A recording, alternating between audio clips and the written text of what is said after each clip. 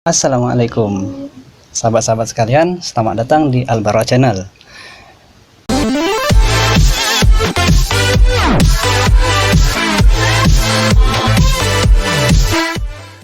Pada video perdana ini kita akan membahas resume sebuah kitab yang berjudul Fajrul Islam karya Dr. Ahmad Amin. Untuk lebih jelasnya, mari kita simak video berikut ini.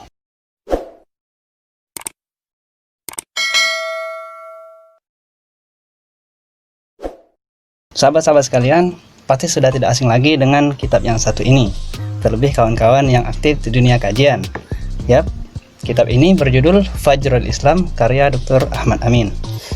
Beliau adalah seorang pemikir, budayawan, sejarawan, kelahiran Kairo, Mesir, 1 Oktober 1886 dan meninggal pada 30 Mei 1954 Masehi. Beliau memiliki banyak karya, diantaranya adalah Fajrul Islam, yang mana kitabnya akan kita bahas pada kali ini.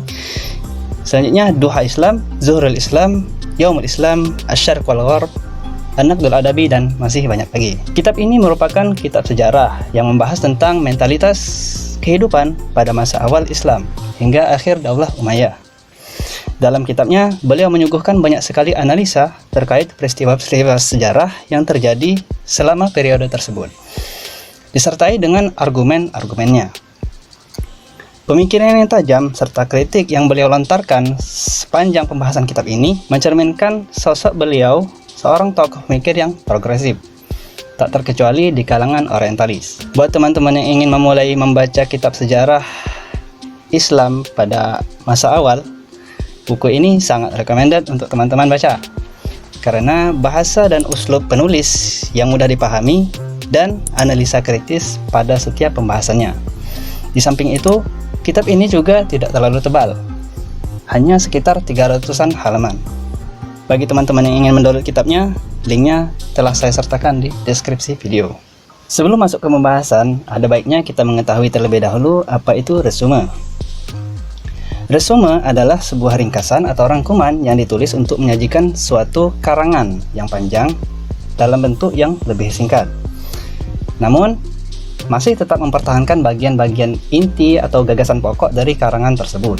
Bedanya dengan ikhtisar adalah ikhtisar tidak memperhatikan atau mempertahankan urutan gagasan pokok sebuah karangan, dan ikhtisar lebih bersifat bebas, dalam artian tidak memiliki aturan-aturan tersendiri layaknya resume. Ikhtisar ditulis sebatas pada apa yang dianggap penting oleh perangkum dalam suatu karya tertentu.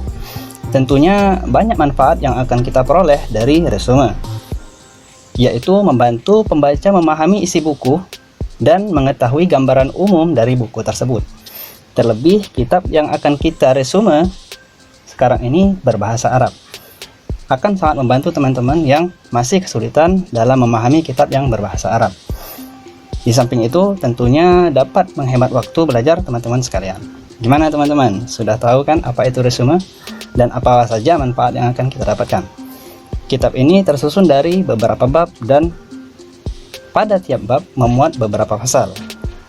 Untuk lebih jelasnya, kita langsung masuk ke pembahasan yang pertama. Bab pertama, bangsa Arab pada zaman jahiliyah. Pasal 1, Jazirah Arab. Jazirah Arab bukanlah satu-satunya wilayah yang ditempati oleh bangsa Arab. Mereka tersebar di banyak wilayah di sekitarnya. Hanya saja mayoritas mereka tinggal di Jazirah Arab dan merupakan tempat tinggal utama mereka, sehingga disandarkanlah wilayah tersebut kepada mereka. Jazirah Arab terletak di sebelah barat daya Asia. Di sebelah utaranya dibatasi oleh gurun pasir Syam, di sebelah timurnya Teluk Persia dan Laut Oman. Sebelah selatan terdapat Samudra Hindia, dan di baratnya terdapat Laut Merah. Sebagian besar wilayahnya adalah gurun pasir yang secara alamiah beraneka ragam jenisnya. Di antara wilayah Jazirah Arab adalah Hijaz dan Yaman. Sebagian besar penduduk Hijaz adalah penduduk yang berpindah-pindah atau nomaden. Urgensi dari keberadaan Hijaz terletak pada geografisnya atau posisi geografisnya, yaitu terletak di jalur perdagangan yang menghubungkan antara Syam dan Yaman. Bangsa Yahudi telah mendatanginya sebelum kedatangan Islam, dan mereka mendirikan wilayah jajahan di Khaybar, Madinah, dan selainnya. Kota Hijaz yang paling terkenal adalah Mekah dan Madinah. Adapun Yaman dahulu dikenal dengan kesuburan dan kekayaannya. Kota yang paling masyhurnya adalah Sana'a. Ia merupakan tempat para raja Yaman dahulu. Penduduk Yaman dahulu memiliki banyak relasi dengan bangsa India dan Timur Dekat atau Asy-Syarqul Adna.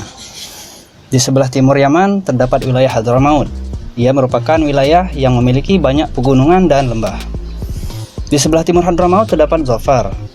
Sejak dahulu ia merupakan sumber rempah-rempah, wewangian, dan dupa sesembahan. Di wilayah tenggara Jazirah Arab terdapat Oman. Sedangkan di barat lautnya terdapat Bahrain. Dataran tinggi yang terbentang dari pegunungan Hijaz hingga Gunung Bahrain di sebelah timur disebut Najd. Ia merupakan dataran tinggi yang luas. Terdapat banyak gurun dan pegunungan di sana, dan tersebar banyak lahan yang cocok untuk bercocok tanam.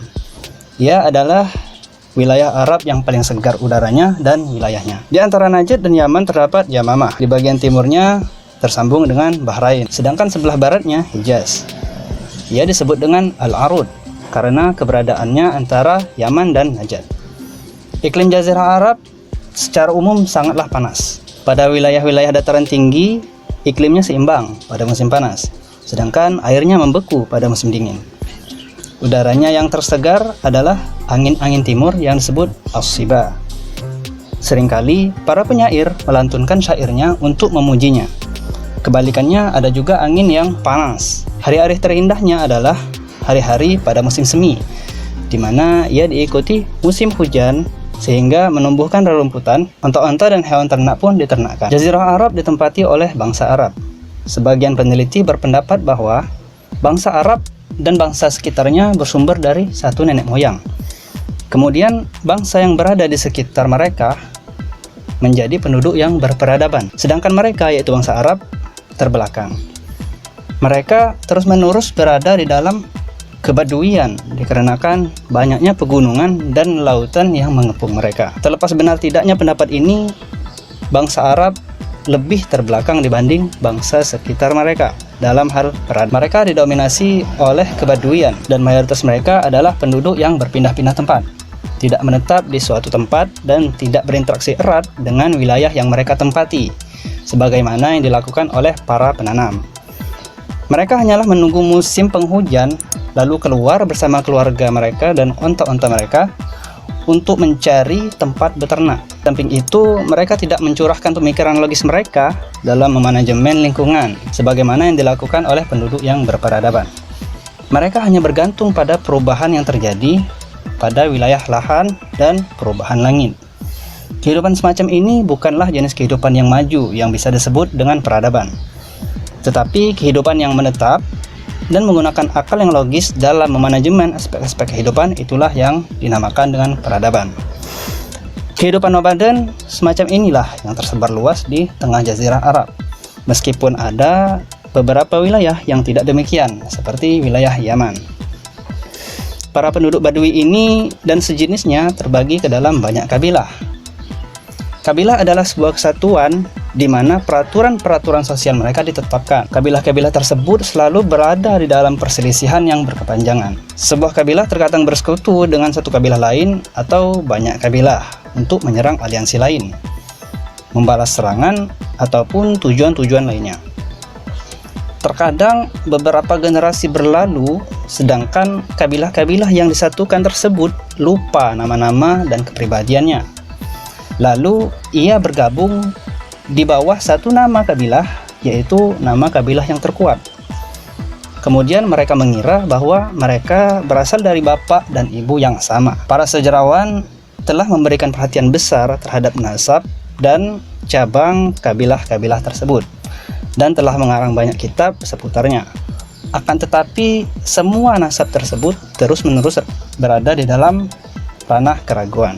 Penduduk selatan biasanya disebut Al-Yamaniyun dan Al-Qahtaniyun, sedangkan penduduk utara disebut dengan Al-Adnaniyun, An-Nazariyun, atau Al-Ma'ajun.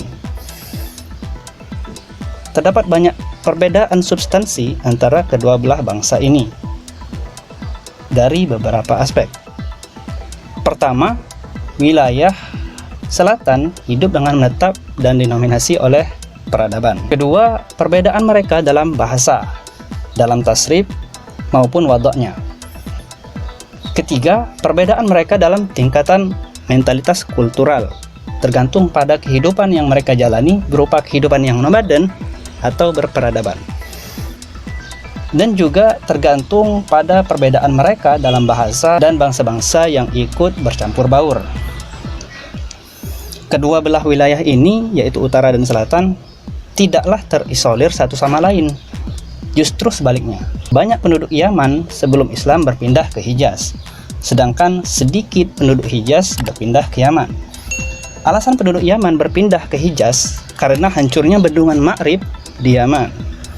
Sebagian peneliti berspekulasi di antara penyebab hijrah mereka adalah jatuh dan melemahnya perdagangan mereka pada abad ketiga dan keempat sebelum Masehi.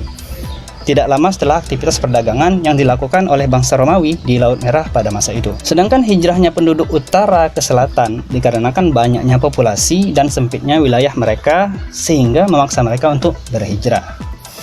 Perpindahan kabilah-kabilah sangat marak terjadi sebelum kedatangan Islam. Permusuhan intens selalu terjadi antara Qahtoniun dan Adnaniun sejak lama, sampai-sampai setiap mereka mempunyai syiar tersendiri di dalam peperangan. Akar dari permusuhan tersebut adalah pergulatan natural yang terjadi antara nomadisme dan peradaban. Di samping itu, kesinambungan peperangan semakin menambah dan memperkuat atmosfer kejahatan antara mereka. Misalnya yang paling jelas adalah permusuhan antara penduduk Madinah, Aus dan Khazraj yang merupakan kabilah Yamaniun, dengan penduduk Mekah yang merupakan kabilah Adnaniun. Qahtan merupakan nenek moyang Yamaniun. Ia memiliki dua bangsa besar, bangsa Kahlan dan bangsa Hamir. Adapun bangsa Kahlan memiliki banyak kabilah, yang termasyhurnya adalah Tayyi, Hamdan, Madhij, Amilah, Juzam, dan Al-Azad. Sedangkan bangsa Hamir, kabilah termasyhurnya adalah Khuda'ah, Tanuh, Kaleb, Juhainah, dan Uzara. Begitupun Adnan bercabang menjadi dua bangsa, Rabi'ah dan Mudhar. Adapun Rabi'ah, kabilah termasyhurnya adalah Asad dan Wa'il. Sedangkan Mudhar, Qais, Ailan, Tamim, Huzail, dan Kinanah. Permusuhan sengit antara bangsa Rabi'ah dan Mudhar telah berlangsung berabad-abad lamanya, yang kemudian membuat Rabi'ah seringkali bersekutu bersama Yamaniun untuk melawan bangsa Mudhar. Terlepas benar tidaknya nasab tersebut, itulah yang diyakini atau dianut oleh bangsa Arab, terlebih kalangan mutaakhirin mereka atau kalangan belakangan mereka. Atas dasar nasab tersebut, mereka membangun fanatisme mereka. Fanatisme inilah yang menjadi kunci yang akan kita gunakan untuk mengetahui banyak hal seputar faktor-faktor kejadian sejarah dan sebagai alat untuk memahami banyak hal berupa syair dan adab. Terlebih pada jenis syair fakhr atau berbangga diri dan hija atau sindiran. Keadaan sosial bangsa Arab. Sebagaimana penjelasan sebelumnya, bangsa Arab mayoritasnya adalah masyarakat nomaden. Penghidupan mereka sangat bersandar pada lingkungan dengan segala macam perubahannya.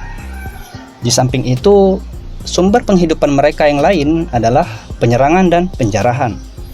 Oleh sebab itulah, seringkali kabilah yang lemah meminta perlindungan kepada kabilah yang kuat untuk membela mereka. Akan tetapi, persekutuan tersebut sangat jarang bertahan lama. Bahkan betapa cepatnya aliansi dan kesatuan mereka runtuh, lalu berbalik menjadi permusuhan. Setiap individu sebuah kabilah sangat saling menjamin keamanan satu sama lain. Jika salah seorang mereka dizalimi, kabilahnya akan membantunya. Jika ia mendapatkan ghanimah atau harta rampasan perang, itu menjadi milik kabilahnya dan kepala sukunya. Jika kabilahnya enggan untuk melindunginya, ia meminta perlindungan ke kabilah lain dan memberikan loyalitasnya kepadanya dan menganggap dirinya adalah bagian dari kabilah tersebut. Dari sini tampak bahwa nasionalisme seorang Badui adalah nasionalisme kabilah, bukan nasionalisme bangsa. Perasaan keterikatan dengan kabilah inilah yang kemudian disebut dengan fanatisme. Di antara masyarakat Badui ini ada yang lemah iman dalam beragama. Mereka sedikit sekali beriman, kecuali pada praktek-praktek taklid kabilahnya dan hal-hal yang diwariskan nenek moyang mereka kepadanya. Contoh ideal mereka dalam akhlak adalah apa yang mereka sebut dengan istilah muru'ah atau keperwiraan atau kesetriaan. Sangat sulit memberikan sebuah definisi detail untuk istilah ini. Akan tetapi, bisa kita katakan mereka bersandar pada sifat keberanian dan kemuliaan atau kemurahan hati. Adapun keberanian mereka tampak jelas pada peperangan yang mereka lakukan dan ketika membela diri. Sedangkan sifat kemurahan hati mereka tampak jelas saat menjamu tamu dengan sembelihan hewan, menolong orang fakir, dan lebih dari itu adalah memberi lebih banyak daripada meminta. Sifat kemurahan hati tersebut yang kemudian memicu mereka banyak makan dan minum anggur. Akan tetapi wilayah padang pasir dan sejenisnya sangat gersang dan sedikit sekali produktivitas yang mana tidak dapat memenuhi kebutuhan sosok seorang yang murah hati, sehingga membuat mereka menjalin interaksi dengan penduduk Syam, Irak, dan Yaman untuk membantu memenuhi kebutuhan mereka. Sedangkan bangsa Arab yang berperadaban lebih tinggi tingkatannya daripada semua hal itu. Mereka menempati kota-kota dan menetap di sana. Mereka hidup bersandar pada perdagangan dan perkebunan. Sebelum Islam, mereka telah membangun banyak kerajaan yang memiliki kota seperti Yaman dan Ghassanah di Syam, serta Al-Lakhamin di Irak. Dari pemaparan ini dapat kita tarik beberapa kesimpulan. Pertama, kondisi alamiah gurun pasir yang ditinggali oleh bangsa Arab mempunyai dampak signifikan terhadap kualitas hidup mereka, baik pada kehidupan nomaden ataupun berperadaban. Ia juga memiliki dampak pada watak dan tidak tanduk mereka, baik positif seperti saling tolong-menolong dan melindungi antar individu kabilah, maupun negatif seperti penyerangan dan penjarahan antar kabilah. Selain itu juga berdampak pada dinamika perkembangan adab mereka seperti syair dan sebagainya. Yang kedua, fanatisme Arab berakar dari sikap saling berbangga terhadap peradaban ataupun nasab keturunan yang dimiliki. Fanatisme inilah yang menjadi kunci yang akan kita gunakan untuk mengetahui banyak hal seputar faktor-faktor kejadian sejarah dan sebagai alat untuk memahami banyak hal berupa syair dan adab. Perbedaan kontras antara kehidupan masyarakat nomaden dan masyarakat berperadaban tampak pada pola hidup, watak, dan kemampuan logis dalam memanajemen berbagai lini kehidupan. Sahabat-sahabat sekalian, itulah pemaparan resume kitab pada pembahasan kita kali ini beserta kesimpulannya. Jikalau teman-teman memandang video ini bermanfaat, silakan like dan share video ini. Jikalau ada pertanyaan ataupun masukan, silahkan tinggalkan komen di kolom komentar. Jangan lupa juga subscribe dan nyalakan lonceng notifikasinya agar tidak ketinggalan update-update video terbaru seputar kitab dan dunia literasi. Sekian dulu video kita kali ini, nantikan pembahasan selanjutnya pada video mendatang. Sampai jumpa dan assalamualaikum.